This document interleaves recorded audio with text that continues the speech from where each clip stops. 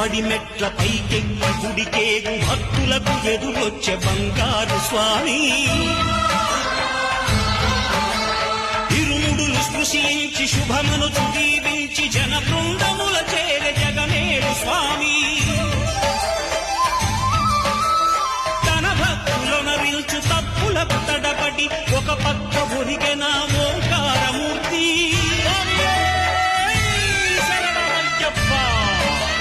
స్వాములందరూ తనకు సాయము కాగా ధీమంతుడై లేచే ఆ కన్య స్వామి పట్టబంధము వీడి భక్తతతికై